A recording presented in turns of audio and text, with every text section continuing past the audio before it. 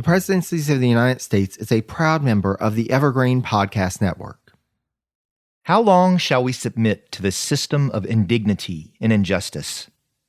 Some measure of stronger character than any you have yet taken must be adopted, or we shall become a proverb of weakness and irresolution. U.S. Minister to France John Armstrong, Jr. to Senator Samuel Smith, September 16, 1809. Independently of the means which we may ourselves, and at our own expense, resort for the better securing of our internal and external tranquility in this territory, we intend to express to the general government our wish that one regiment of regular troops be permanently stationed at New Orleans. Our territory, owing to its situation as a frontier and to other reasons which would be too long to detail, being more exposed than any other part of the United States to external and internal dangers. Orleans Territorial Governor, William C. Claiborne, February 1811.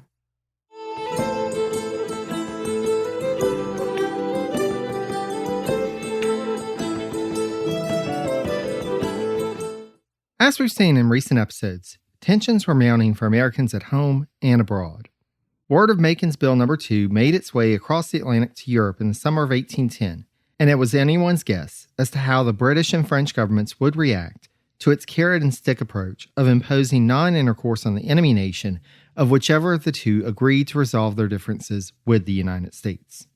Meanwhile, the Confederacy of Native Nations being built by Tecumseh and Tenskwatawa was making white settlers in the West, as well as politicians in Washington, nervous. Then, as we saw last episode, the Madison administration and its agents in the lower Mississippi were working in 1810 to bring West Florida into the American fold without provoking war with Spain, banking on the fact that the junta government in Cadiz had more than enough on their plates with being under siege by the French and with revolts starting to pop up in more valuable colonies in other parts of the Americas. In this episode, we'll explore more of how the Madison administration's troubles continued to ratchet up as 1810 faded into 1811. But before we do that, I'd like to take the opportunity to welcome you to the Presidencies of the United States. I'm your host, Jerry Landry. Special thanks to my husband Alex and Sean of the Advent of Computing podcast for providing the intro quotes for this episode. To start with the latter first, in the present day of this recording, the year 2022, computers surround denizens of many nations each and every day. But Sean takes his listeners back to a time when this was not the case. In the advent of computing, he explores the various components, sometimes literal, that came together to forge the path to the age of computing. If you're interested in exploring this history of a subset of 20th century technology and learning how, byte by byte, the systems that we use today came to be, then I hope you'll check out the Advent of Computing when you're done with this episode.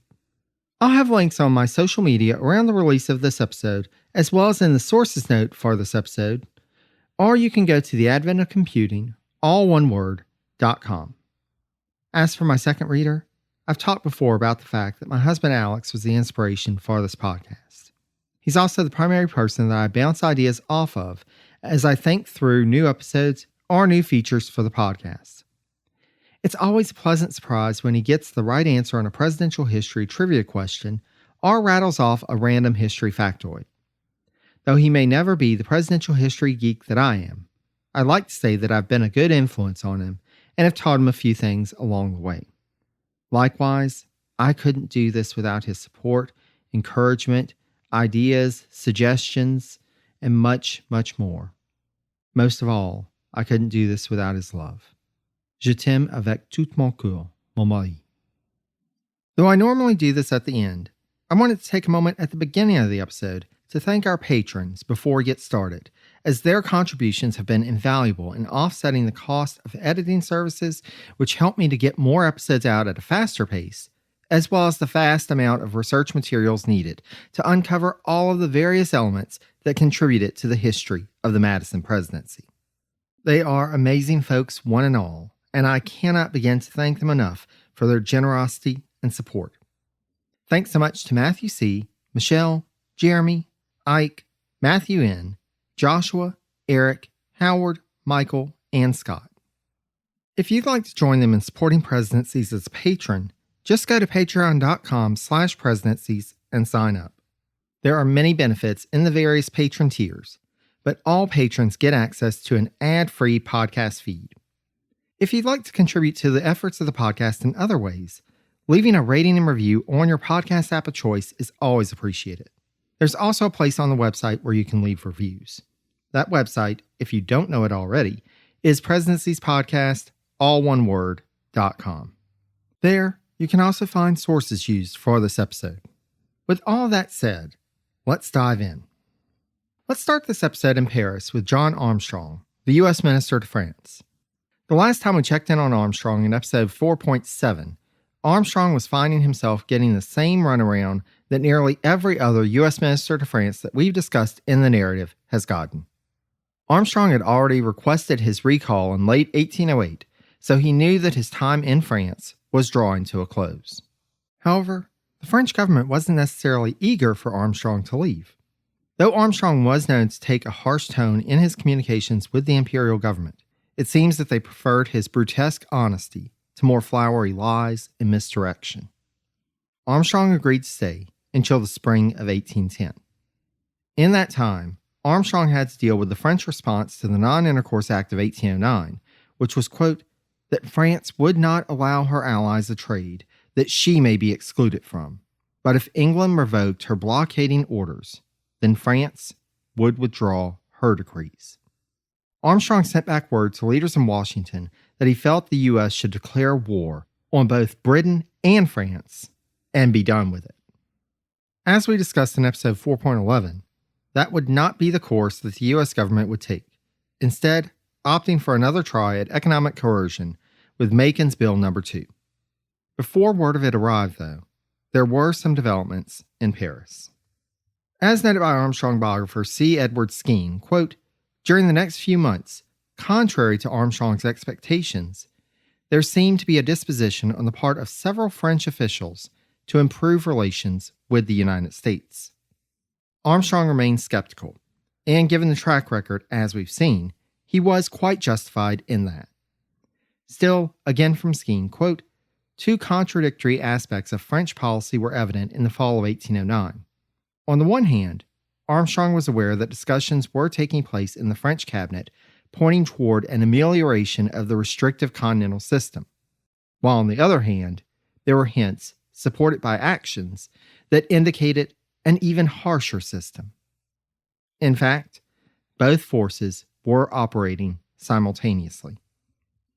The end of the year would see no resolution, but shortly into the new year, on January 18th, Armstrong received a message from an aide to the French foreign minister Jean-Baptiste de Nompert de Champagny, who had been not too long before awarded the honorific of Duc de Cador.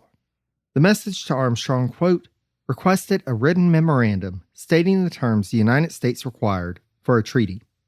Again, Armstrong was skeptical, and besides, he was preparing to head home. He was tired of the constant runaround with the government of Emperor Napoleon. The last thing they needed was for him to repeat for the umpteenth time what the American terms were. Still, he did his due diligence and sent back 2 points.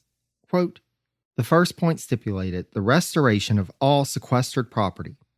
The second granted the concession that any ship, on proof that it had paid tribute to England, would be liable to confiscation, but otherwise commerce would be placed under no restraints. As noted by Skene, quote, Armstrong undoubtedly treated this approach too lightly. Napoleon was furious when he read Armstrong's brief reply and directed Cador to instruct the French minister to the U.S., Louis-Marie Turreau, to inform the Madison administration, quote, that it was not represented here, that its minister does not know French, is a morose man with whom one cannot treat, that all obstacles would be raised if they had here an envoy to be talked with. By this point, the French government had changed its mind and was ready to show Armstrong the door. On March 10th, Armstrong was informed that the French emperor, quote, has decided to sell the American property seized in Spain, but the money arising therefrom shall remain in depot. Naturally, Armstrong wrote a letter in protest, but it did no good. On March 23, 1810, Napoleon signed what has come to be known as the Rambouillet Decree, quote, which ordered the seizure and sale of all American vessels that had entered the empire since the past May 20th, 1809. As described by Skene, quote, by this stroke, he, i.e. Napoleon, laid his hands on several $1 million of American property, and, as typically for Napoleon, it was retroactive in its effects, was executed secretly, and was not announced until later, on May 14th. When Armstrong learned of this decree, he wrote back to the administration informing them that he didn't see it being done in response to the Non-Intercourse Act, but rather due to the act's quote-unquote non-execution, as there were so many flagrant violations of it. Early in July, Armstrong learned that the Non-Intercourse Act had been replaced by Macon's Bill, and though the news arrived from an unofficial source, the minister still felt it his duty to inform Cador, who of course responded that he could not act until he heard official word of it. I mean, who would act without receiving official confirmation, President Madison, we'd never do that with something like, say, the Erskine Agreement, right? But I digress. Armstrong had done his duty and waited every day for either an official copy of Macon's Bill or, more preferably, his recall orders. He waited, and waited, and waited. Napoleon and his government grew increasingly frustrated with Armstrong, but he could not act without official instructions from his government, and the last that he had received had been from December 1st, 1809.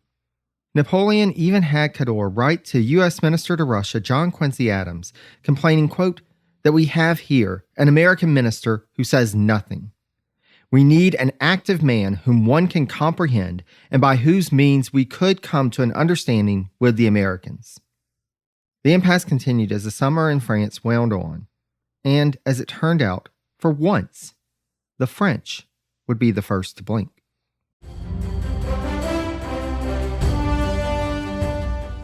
This is Peter. And this is Tom. We want to tell you guys a little bit about our podcast. Tom and I met in college, became best friends, and then teachers almost 20 years ago. Sometimes school just does not allow us to elaborate on the topics that we find interesting, like the real shark attacks that inspired the movie Jaws, or the real historical context to Indiana Jones artifacts. Where does cereal come from? Or are zombies real? Does Ben Franklin really deserve to be on a $100 bill? On our podcast, just like in our class, there are no stupid questions. Just two friends having a lighthearted conversation about history, pop culture, and the context of current events. Listen to History Teachers Talking Podcast from Evergreen Network, anywhere you get your podcasts.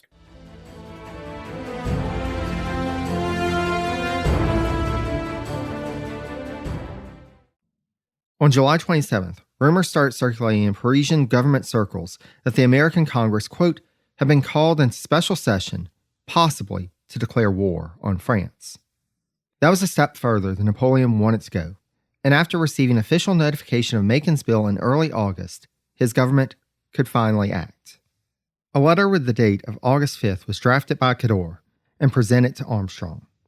In this letter, the French foreign minister, quote, announced that the Berlin and Milan decrees would cease to have effect after November 1st, it being understood that, in consequence of this declaration, the English shall revoke their orders in council and renounce the new principles of blockade which they have wished to establish, or that the United States, comfortably to the act you have just communicated, shall cause their rights to be respected by the English.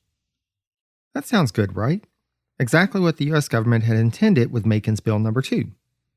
However, as we've seen in the narrative to date, and as Armstrong had experienced firsthand many times, Napoleon could not be trusted to abide by what he said he'd do.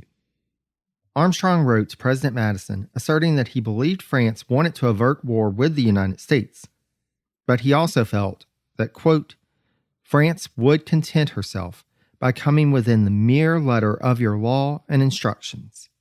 That is, she will revoke her decrees and make her seizures a subject of future negotiations. As noted by Skene, quote, the Cador letter announcing the repeal of the Berlin and Milan decrees was unanticipated and arose from unknown motives that Armstrong could only ascribe to a desire for peace with the United States. Before we continue to follow the impact of the Cador letter, let's see if we can identify some of Napoleon's motivations in avoiding a war with the U.S. As discussed in episode 4.9, 1810 was the year that Napoleon annulled his marriage to Josephine and married Marie-Louise of Austria. We also mentioned that there were developments in the Peninsular War. The French Emperor's brother, King of Spain Joseph Bonaparte, had launched a successful expedition into Andalusia early in the year, but this success was met by a setback originating with French Emperor Napoleon himself. The emperor issued a decree on February 8, 1810, creating 4 military governments in Aragon, Catalonia, Navarra, and Vizcaya in northern Spain, and thus removing them from Joseph's control. Worse, these regions and their revenues would now go to support the French army rather than Joseph's government. In the face of continued resistance to his rule, this was a grave threat to any chance Joseph had of establishing order in his new regime, and thus he sent an envoy to plead with his brother to reverse course. Napoleon, however, took it one step further by establishing an army of Portugal led by French Marshal André Massena to quell rebellion in that corner, while French Marshal Jean de Dieu Sue was put in charge of the army in recently conquered Andalusia. Thus, Joseph was effectively in control of the region and forces in and around Madrid.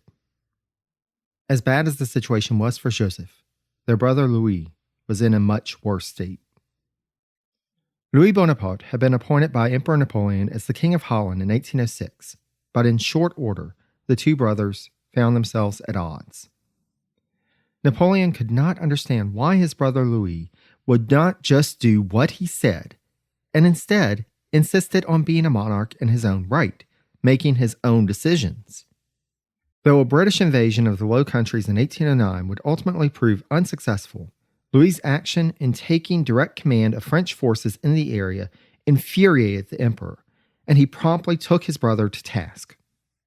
Louis replied that, quote, "You are simply hurting yourself and your dynasty, and it will hurt your majesty more than you realize."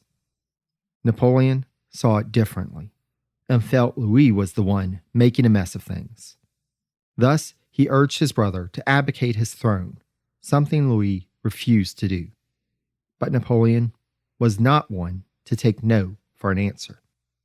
He kept the pressure on Louis for months, asserting that, quote, "If the king abdicates, in no case do I intend to replace him by the Prince Royal. His throne has been destroyed as a result of the English expedition when the king demonstrated his total inability to defend himself, and therefore Holland can no longer exist." Finally, in July 1810, Louis gave in and abdicated his throne in favor of his son. A few days later, on July 19th, French Emperor Napoleon annexed Holland into the French Empire. Beyond just his family issues, Napoleon was also dealing with potential dissension in the upper ranks, specifically around Marshal Jean-Baptiste Bernadotte. Bernadotte had been with Napoleon since his original Italian campaign in 1797, but he had been slow to join Bonaparte's cause during the coup of 18 Brumaire, which brought him to power. Though he eventually came around, as time went on, Bernadotte increasingly found himself chafing under Napoleon's rule. Indeed, he had joined in an unsuccessful plot against the emperor in Brittany, and in 1809 was implicated in a mobilization of French National Guardsmen that was rumored to be the first step in an insurrection. Though Bernadotte was relieved of his command of forces in Holland, the emperor did not see fit to get rid of the marshal completely. Rather, Napoleon named him to the post of Governor-General of Rome. Bernadotte was preparing to take up the post when, on September 4, 1810, he received an offer from the Swedish government to become the heir to that throne. Now, as the Swedish monarch at the time, Karl XIII, was without a legitimate heir, the Swedish government decided to offer Bernadotte the throne upon Karl's death in order to establish a better relationship with Napoleon without offering the throne directly to a Bonaparte. This would remove the immediate threat to Napoleon, but it also points to a larger problem. The longer the Peninsular War and the war with Britain continued on so close to the heartland of his empire and continued to drain his treasury, Napoleon's authority became increasingly challenged and unstable. Thus, we can clearly see why, in 1810, he would be motivated to find some way to retain peace with the United States and hopefully gain their support in imposing non-intercourse against Britain to cut off that source of supplies to the British Isles and the British military effort. The problem, however, came in finding a negotiating partner on the American side. John Armstrong was on his way out, and he did not want to get drawn into another round of negotiation with the French, especially considering that he was doubtful that the French would live up to their promises. Thus, for a time, Armstrong simply refused to respond to the Cador letter. Finally, on August 20th, he, quote, wrote Cador 2 letters, one protesting the attack of French privateers upon American commerce, and the other asking for a full, explicit, and written declaration of the treatment American commerce was destined to meet in the ports of France, etc., both before and after the 1st of November next. Armstrong wanted specifics. Though he wouldn't be the one to deal with the situation, he wanted the government back in Washington to have all the facts before reaching a decision, and wrote back to the administration recommending that they hold off on imposing non-intercourse with Britain until they got verification from the French government as to what exactly they were willing to offer. Unfortunately for everyone, as noted by Skeen, quote, French red tape and lagging communications meant a delay in Armstrong's reports getting back to Washington. As those letters made their way across the Atlantic, Armstrong handed off the reins at the Paris legation to Jonathan Russell, the chargé d'affaires, and on September 15, 1810, John Armstrong and his family departed from the French capital to head to Bordeaux to wait for the ship that would take them home. This won't be the last time that we hear from John Armstrong, I assure you. But for now, dear listener, let's leave him here and make our way across La Manche, or the English Channel, and see what's happening in Britain around the same time. As you may recall from episode 4.7, Francis James Jackson's brief tenure as U.S. Minister to Britain had been an abysmal failure. After antagonizing the Madison administration, it hadn't been long before they sent word to U.S. Minister to Britain William Pinckney that he should approach the government of Prime Minister Spencer Perceval about replacing Jackson. Pinckney was told on December 27, 1809, that Jackson would be recalled, and made the formal request for Jackson's recall a few days later on January 2nd. However, this request would sit unacted on in British Foreign Secretary the Marquess Wellesley's office for 2 months. Historian William Masterson notes that, though, quote, Wellesley cared nothing for Jackson and had no desire to insult America, the fact was that the new government was weak, and the majority in Parliament was violently and contemptuously anti-American. Again, as noted in episode 4.7, Perceval had barely managed to form a government at all after the resignation of his predecessor, Lord Portland, in early October 1809. They didn't need to rock the boat that much, especially over such a trivial matter in the minds of London elites as the former American colonies. Finally, though, Wellesley informed Pinckney that Jackson would be replaced, quote, but without any mark of the king's displeasure with his American service, and that he would only be replaced by a chargé d'affaires, not a full diplomatic minister.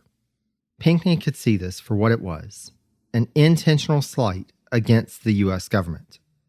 Though Jackson was sent his recall orders on April 14th, it wouldn't be until July 1810 that orders were written and the information shared that John Philip Mourier was being chosen as the new chargé d'affaires to the United States, though, from what I've read, it seems like the decision had been made in April, as it looks like part of Jackson's instructions were to turn over the mission to Mourier. John Philip Mourier was described by Masterson as follows, quote, Mourier, born in the Ottoman Empire, was the 33-year-old son of a British diplomat and a famous Dutch beauty. His family and political connections with the Wellesleys and other personages, together with minor diplomatic experience, had been sufficient to garner him the American post over the ambitions of Charles Oakley, George Jackson, and others. He was described by George Jackson as a very gentlemanlike and intelligent man with a very favorable impression of Francis Jackson's proceedings in America and a preference for more spirited conduct of the same kind. In other words, he was a high Tory with all the arrogant prejudice that had nullified Jackson's higher ability. Francis James Jackson had received his instructions from the Foreign Secretary on July 7th and waited around for Maurier's arrival in early September to formally hand off the diplomatic mission. Maurier's arrival would come at a timely moment, as we'll return to, but let's finish up with Jackson. As a final act, on September 15th, quote, Jackson composed his last dispatch, a mammoth, comprehensive view of the society, economic prospects, and political structure of the United States. The next day, he and his wife were on their way back to England.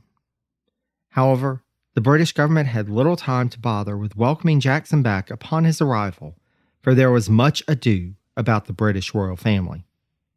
In the early morning hours of May 31st, 1810, a valet had assaulted Ernest Augustus, Duke of Cumberland, and the fifth son of King George III, wounding him to the point of requiring some time to recover.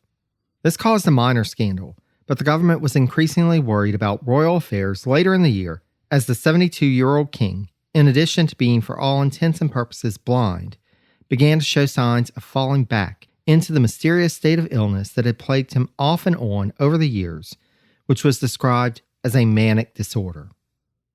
His condition worsened as Princess Amelia, the king's youngest and, described as his favorite, daughter, grew seriously ill around the time of the golden anniversary of the king's accession in late October. On November 2nd, Amelia died, and 2 days later, George III was in a straitjacket.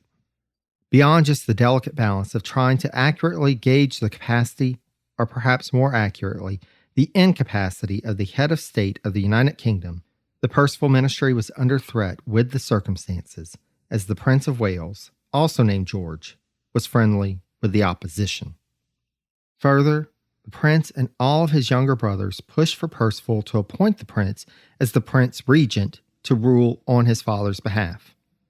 With this threat to the continued existence of the government, not to mention the constant threat posed by Napoleon and his empire, it helps to understand some of what happened next in terms of the British response once news of the Cador letter reached Washington and the Madison administration reacted. Word started trickling into the United States in late September, and President Madison himself learned of the Cador letter through unofficial channels on September 25th. The fact that Emperor Napoleon was willing to lift the dreaded decrees for American shipping was great news, but the president saw one problem. In the accounts he received, there was this date of November 1st, which was mentioned in the letter. Given that this was just over a month away, it sounded like Madison would have to make a decision quick, and possibly without official word of the letter arriving. Given what had happened with the repudiation of the Erskine Agreement, one can see where students of the history of the Madison presidency would criticize him for not learning his lesson. But I'd caution that we need to look at the whole picture here. Due to the lag in communication at the time, it was a difficult circumstance, to be sure, especially considering Napoleon's known mercurial temperament. If you will recall, with the Louisiana Purchase back in the Jefferson presidency, there was a rumor circulating that Napoleon was having seller's remorse, which prompted Jefferson to agree to push the deal through despite his constitutional objections, for fear of losing such a large swath of territory. With so much to keep up with in terms of European affairs and how they impacted the situation in the Americas, having to make decisions without all the information was a reality of the circumstances. Sometimes, things turned out well. Other times, well, you ended up with the Erskine Agreement fiasco. I say that, but now I must also point out that, according to Skene, Armstrong's reports on the situation in Paris arrived on November 1st, the day prior to Madison taking action. Madison biographer Ralph Ketchum confirms that the letters arrived on this date, though he asserts that Armstrong's, quote, dispatches merely conveyed Cador's letter with no indication that he had pressed the Frenchman, i.e. Cador, for clarification. Before we get to Madison's response, let's put all of this into context. As we discussed last episode, Madison had issued his proclamation ordering the occupation of West Florida on October 27th, so those deliberations were happening at the same time as Madison was wrestling with what to do about the Cador letter, and possibly checking multiple times each day to see if any new dispatches or information had arrived. There were concerns about the situation in the West, with Tecumseh and Tenskwatawa building a confederacy, possibly with French assistance, that could threaten American interests there. Rumors were flying that Britain may be interested in taking West Florida, which would create a scenario where New Orleans might have to be abandoned. The Cador letter was the opening that the administration had hoped for when they had put forward Macon's Bill No. 2. The French had potentially taken the bait, and, as described by Ketchum, quote, Madison thought Napoleon's self-interest would make him see the advantage of accepting the American good faith interpretation of the Cador letter in order to unite America against England. That nation, on the other hand, seeing the United States driven into the arms of France by the Orders in Council, would see her stake in withdrawing them to save for herself the immense benefits of American commerce. Besides, the next step in this process was not imposing non-intercourse, but rather opening up trade with the French in order to invite the British to revoke the odious Orders in Council and restoring peaceful neutral trading with both nations. Given where he was at and the information he had at hand, Madison saw an opportunity, and he felt that he had to take it.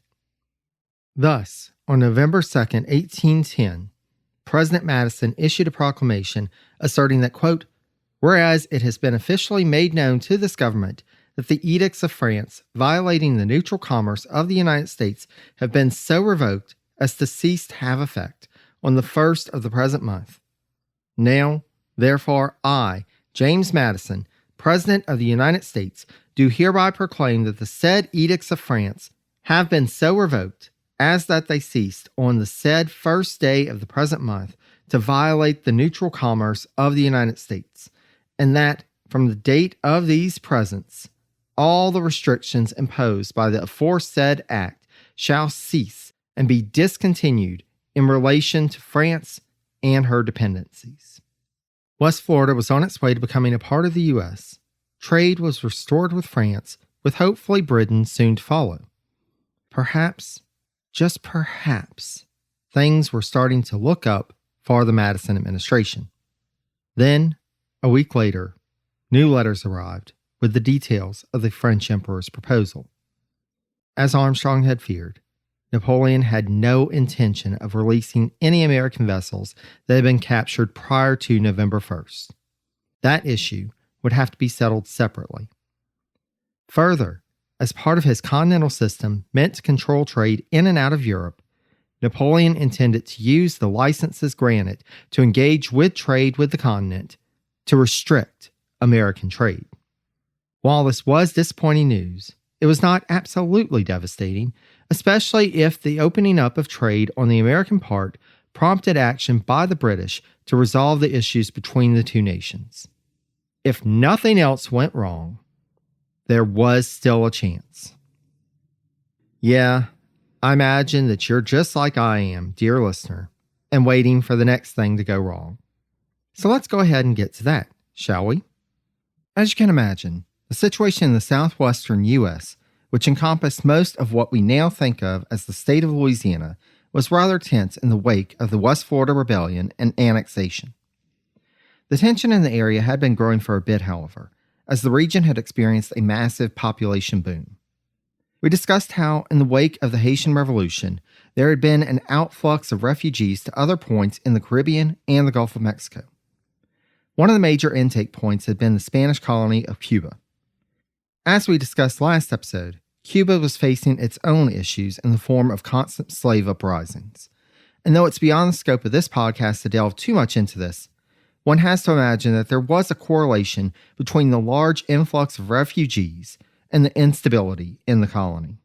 With the Spanish occupation of Spain, the Captain General of Cuba, a person that we encountered back in episode 4.5, Salvador José de Muro y Salazar, the second Marquis of Somoreros, decided that these French refugees from the former colony of Saint-Domingue, posed a potential security risk to Cuba, and thus, on April 11, 1809, quote, issued a proclamation evicting all Frenchmen who were not naturalized citizens, giving them no more than 40 days to leave. With British domination of the high seas, going back to France was problematic. Saint-Domingue, or Haiti as it was now known, was not an option. The only remaining French colony in the Caribbean at the time was the small island of Guadeloupe, and even it would be lost to the British in less than a year, though naturally folks in April 1809 had no way of knowing that. Still, there was only limited capacity on Guadeloupe, so what other options did these refugees have? That's right, La Nouvelle-Orléans, the former French colony of Louisiana, where there was already a strong French Creole presence. To be fair, some of the refugees went to other American port cities, including Baltimore, Charleston, and Norfolk. But between May 10th and August 19th of that year, at least 55 ships traveled from Cuba bound for New Orleans with refugees. As noted by historian William C. Davis, quote, in 1805, New Orleans had 8,475 people. By December 1809, 9,059 refugees had stepped ashore at the levee. Of them, 2,731 were white, 3,102 were free-colored, and 3,226 were slaves. Another 1,000 came in the early months of 1810. With such a large influx of refugees, you can imagine that this created issues on the ground in New Orleans. Initially, though, city and territorial leaders thought that this new influx may actually be to their benefit, as it would bring new capital and skilled workers into the city and territory. There quickly developed a problem, however. Did I mention the large number of enslaved individuals that made up the population of the refugees? If you'll recall from episode 3.20, a couple of years prior, Congress had put into place a ban on the importation of enslaved individuals to the United States. This included those enslaved by foreign nationals seeking refuge in the U.S. As noted by Davis, quote, for refugees forced practically to give away most other property, slaves, if they had them, were their only transportable capital assets other than currency.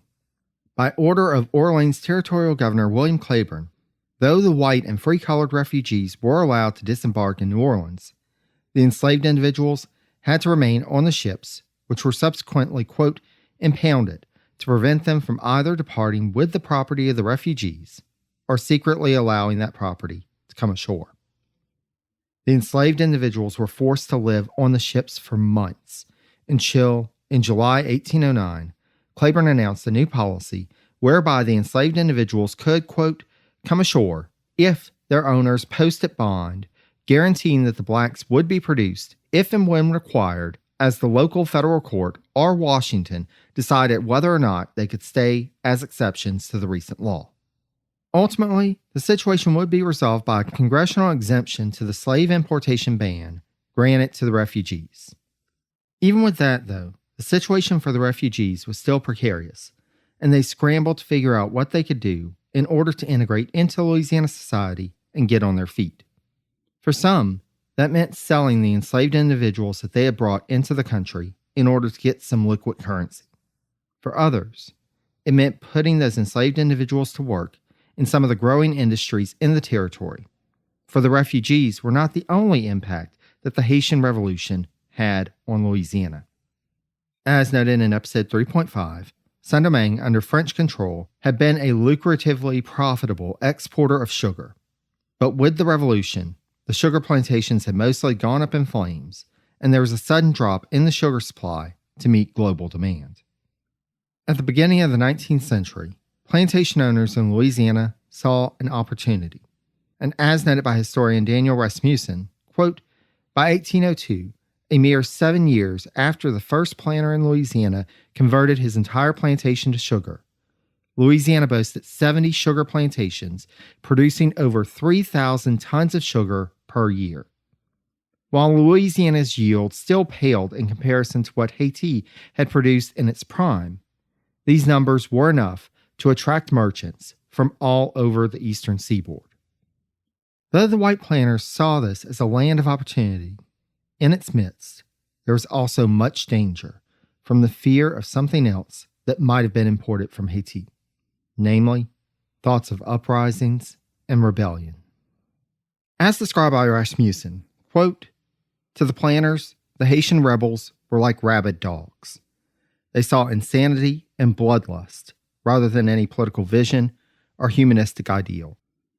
Like enslavers in other parts of the United States and beyond, those in Louisiana, after hearing the reports of how the black revolutionaries in Saint-Domingue had brutalized whites in the uprising there, feared that this would inspire those black individuals that they enslaved to do the same. Rather than causing them to rethink the practice of slavery, or at the very least adopting more lenient approaches to those they enslaved, most instead yielded the whip ever harder and more often."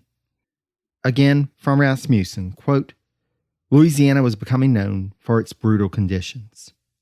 When slaves across the United States spoke with dread of being sold south or sold down the river, they were speaking of the slave plantations around New Orleans. Nowhere in America was slavery as exploitative or were profits as high as in the cane fields of Louisiana. Slaves worked longer hours, faced more brutal punishments, and lived shorter lives than any other slave society in North America. Even with this, though, as we've seen in other communities of enslaved individuals, information was exchanged, and particularly with the importation of enslaved individuals from the Caribbean legally prior to 1808, and, except for the exemption given to the refugees from Cuba, illegally through a thriving black market operation run by Jean and Pierre Lafitte out of Barataria Bay. There is little doubt that the Haitian Revolution was known about by many in the enslaved population of Orleans territory. This was not the only inspiration or influence at play, however. Beyond just slave uprisings that had happened in the area previously, one of which we discussed way back in episode 1.24, as noted by Rasmussen, quote, "Prior to the sugar boom, New Orleans was a poor, multicultural city with very few social controls.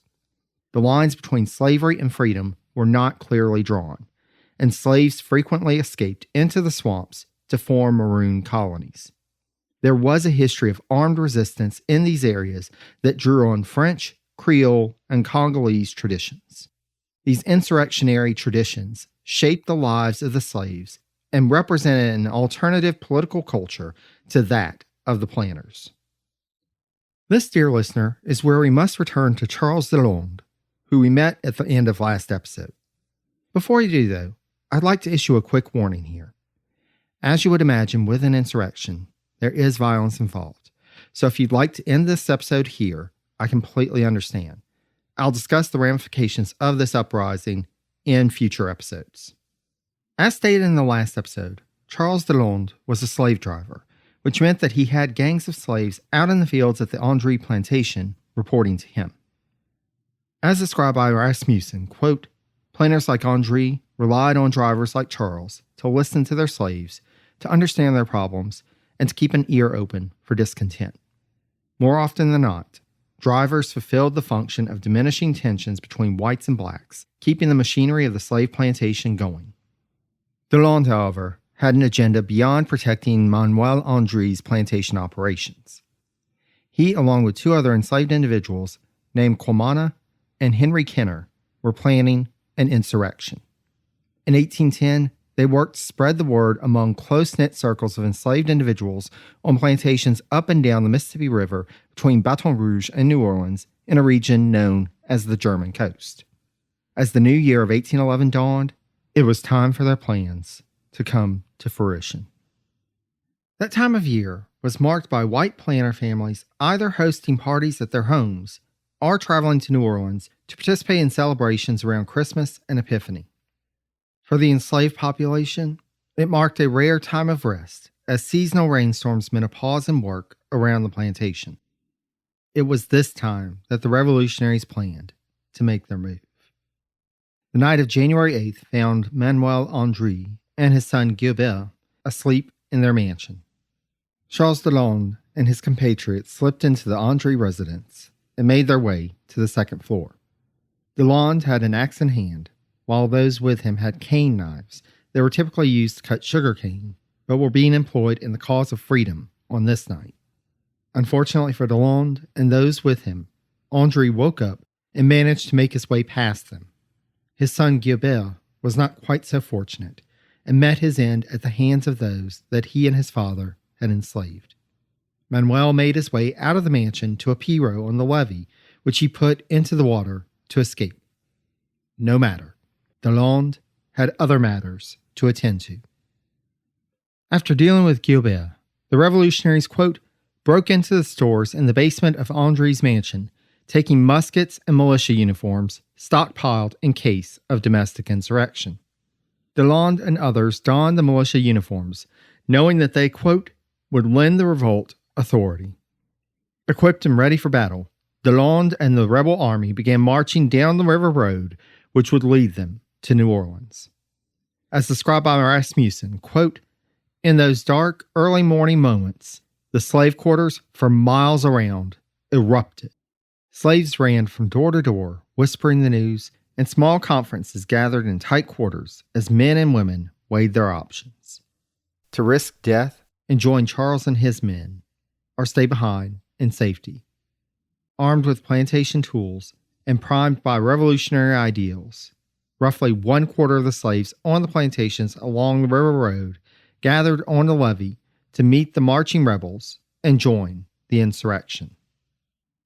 This rebel army continued on its path as planters, hearing of this approaching force, mostly fled into the swamps for safety. One planter, Francois Trepagnier, decided to stand his ground, but he was quickly taken out by the rebel force. For a time, it seemed that this army would be unstoppable, and New Orleans was particularly vulnerable at this point, since troops which had been positioned to secure West Florida were still trying to ensure law and order in that newly acquired territory for the United States.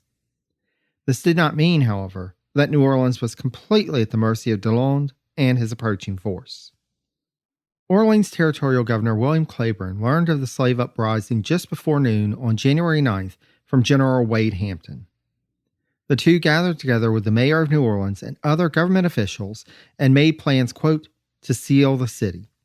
This included securing all the bridges leading into New Orleans and closing down any establishments where the public could gather to plot. By 6 that evening, General Hampton, quote, had marshaled 2 companies of volunteer militia and 30 regular troops to meet the rebels. Meanwhile, Delalande and his army continued to march on, finding one plantation after another, quote, empty except for the slaves. The planters they had intended to surprise and kill were gone. The initial members of this force were starting to feel fatigued, but new recruits brought fresh energy into the mix, and at one of the plantations, they found horses, which they could mount to make the journey ahead easier. Even Maroons who had escaped enslavement and established homes in the swamps started to emerge and join in the march to New Orleans. That night, the rebel army arrived at, quote, Can Brûlé, about 15 miles northwest of New Orleans. They continued on from there to the next plantation. As described by Rasmussen, quote, documentary evidence links 124 individual slaves to the revolt, while eyewitness observers estimated their numbers at between 200 and 500, rivaling the size of the American military force in the region. The rebel army was now composed almost entirely of young men between 20 and 30 who had been employed as unskilled or low-skilled workers. Despite their impressive numbers, some guns, and horses, the slave army was not well armed. They would also make a fatal mistake when they realized that General Hampton was leading his force up the river road to meet them in battle. Delalande and his force turned around and headed back the way they came. Manuel André, in fleeing from the initial attack, had traveled across the river to the plantation of Charles Perret, and the two gathered a force of 80 planters to oppose the rebel army. As noted by Rasmussen, quote, the planters had unwittingly flanked the slave army. Expecting the only resistance to emerge from New Orleans, the slaves had not anticipated such a rearguard action. Though the formerly enslaved individuals met this planter militia on the field of battle confidently, they quickly found themselves outmatched as they ran out of ammunition and their lines collapsed. Again, from Rasmussen, quote, "As the slaves ran for the swamps, they would have heard the desperate cries of the wounded, who knew that they would soon be chopped up by furious white planters." A strange silence settled, pierced only by the shrieks and groans of the wounded. A massacre was underway. Charles DeLong died after first being assaulted by dogs unleashed on the rebels fleeing into the swamps. Then, quote, according to one witness, the militiamen chopped off Charles's hands, broke his thighs, shot him dead, and then roasted his remains on a pile of straw. As with the Haitian Revolution, white histories of this uprising have often focused on the brutality of the insurrectionists against the white population, but I thought it important to share a few details of the brutality committed against individuals who were fighting for their freedom from oppressive and cruel enslavement. Again, from Rasmussen, quote, reprisals continued unabated on Saturday as the militia came upon a band of rebels hiding out in the woods. The militiamen did more than murder. They hacked off the men's heads and delivered them to the Andre estate. This was very much an extra-legal judgment and execution process. As we saw in episode 2.22, where we discussed the aftermath of Gabriel's rebellion in Virginia in 1800, though heavily inclined against the insurrectionists, there was typically a legal due process in responding to rebellions of enslaved individuals. This, however, was not Virginia, and this was after the ultimate success of the Haitian Revolution in establishing an independent nation of formerly enslaved individuals.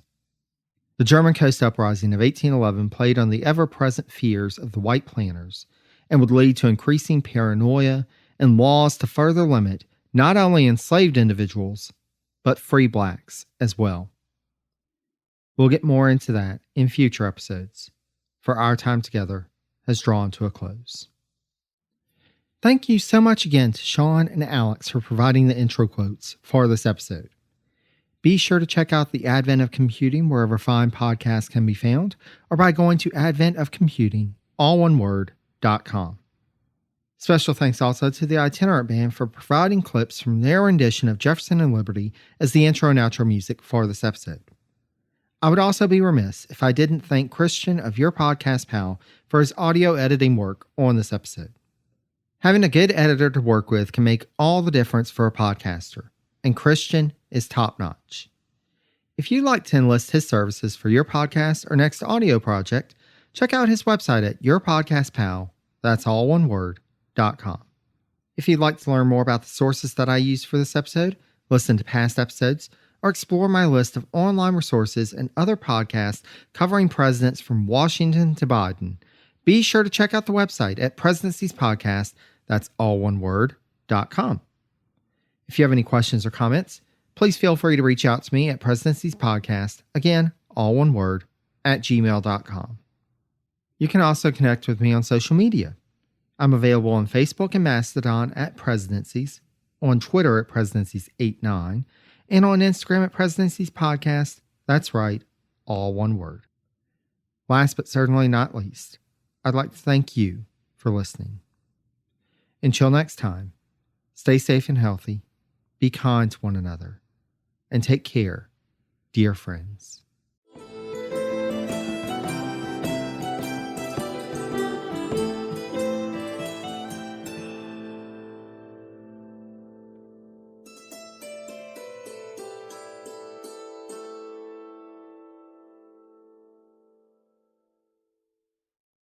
Hey, podcast listeners, I'm Paul Brandis introducing my podcast, Countdown to Dallas. It's a fascinating, in-depth look at the seemingly unconnected events that led to the assassination of President John F. Kennedy. It's based on my book of the same title. In that book and in this podcast, I go all the way back to 1939, when Lee Harvey Oswald was born into a troubled and dysfunctional family. I'll follow his transient and often violent teenage years and young adulthood, painting a fuller picture of the man who would later become Kennedy's killer. I also take a look at events unfolding in that era, like Cuba and Vietnam, and I'll unpack the conspiracy theories too, not one of which has ever been conclusively prove it. Subscribe to Countdown to Dallas at evergreenpodcasts.com or your favorite listening app October 31st.